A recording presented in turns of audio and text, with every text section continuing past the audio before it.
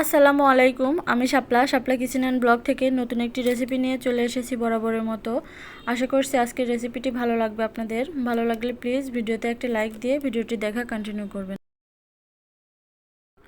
এই যে দেখুন, আমি আমগুলোকে ভালো করে ধুয়ে কেটে পরিষ্কার করে নিয়েছি। আর আমি প্রত্যেকটা আমই এই সাইজ করে কেটে নিয়েছি। আপনারা চাইলে যে কোনো সাইজেই এটা কেটে নিতে পারেন।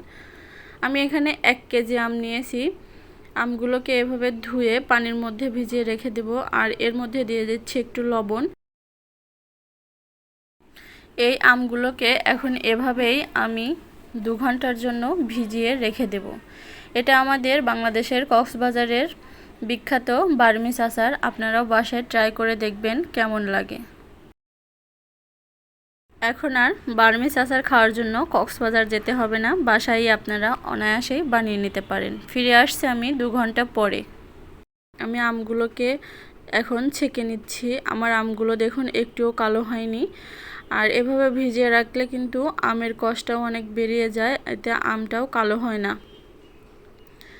তো এভাবে আমটাকে পানি ঝরিয়ে নিলাম। এখন আমি একটা বলে ঢেলে নিচ্ছি। আর এখানে আমি 1 কেজি আমের জন্য 1.5 কাপ পরিমাণে চিনি দিচ্ছি। আপনারা কমিয়ে বা বাড়িয়ে নিতে পারেন আপনাদের টেস্ট অনুযায়ী। আর দিয়ে দিচ্ছি সামান্য ফুড কালার। এটা অপশনাল, তবে দিলে একটু কালারটা ভালো আসবে এই আর কি। এখন আমি এটাকে ভালো করে একটু মেখে নিচ্ছি, যাতে এই চিনি আর ফুড কালারটা সবগুলো আমের গায়ে ভালোভাবে লেগে যায়। তো এভাবে মাখিয়ে আমি আবারও রেখে দিব 5 ঘন্টার জন্য। ফিরে আসছি 5 ঘন্টা পরে। এই যে দেখুন, সমস্ত পানিটাই কিন্তু আমার চিনিটা গলে গেছে।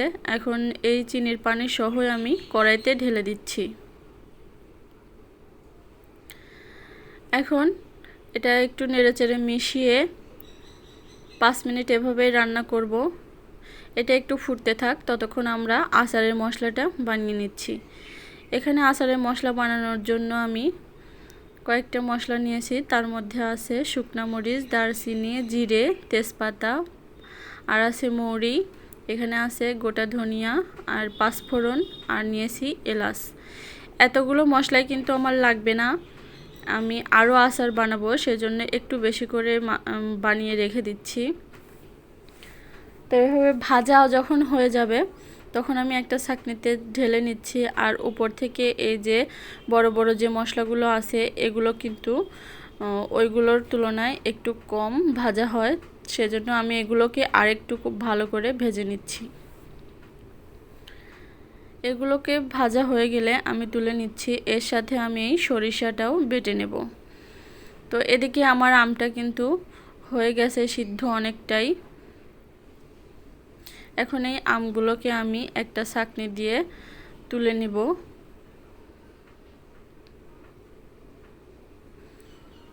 এই যে দেখুন, আমের পানিটা থাকবে কিন্তু চিনির যে পানিটা আছে সেটা থাকবে, কিন্তু আমটা আমি তুলে নিচ্ছি। কারণ এই চিনির পানিতে যদি আমটা সিদ্ধ করতে যান তাহলে আমটা বেশি গলে যাবে, সেক্ষেত্রে খেতে ভালো লাগবে না।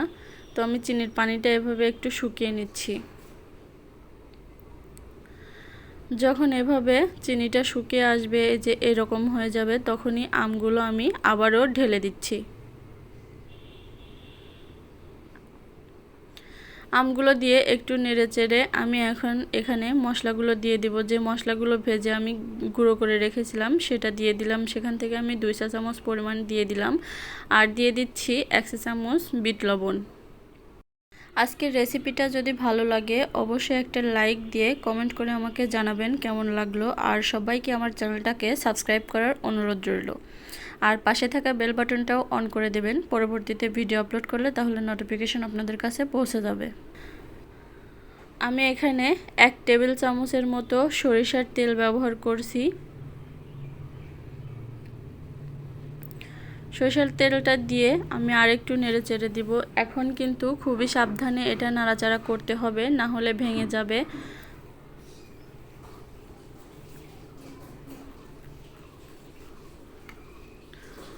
তো এই যে দেখুন, আমার আমটা কিন্তু প্রায় হয়ে এসেছে। এ পর্যায়ে আমি চুলাটা অফ করে দিব। আর এটা যখন ঠান্ডা হয়ে যাবে তখন কিন্তু এই রসটা একেবারে গায়ে গায়ে লেগে যাবে। আর এই আচারটা একটু শক্ত শক্ত হয়, খেতে অনেক ভালো লাগে। এই যে দেখুন এরকম হয়েছে। যখন আচারটা একেবারে পুরোপুরি ঠান্ডা হয়ে যাবে তখন এটা আরও শক্ত হয়ে যাবে। আমি এখানে একটা দেখিয়ে দিচ্ছি, এই যে এরকম শক্ত আছে, একটা আমও কিন্তু গলেনি। তো আজকের মতো এখানেই বিদায় নিচ্ছি। সবাই ভালো থাকবেন। আল্লাহ হাফেজ।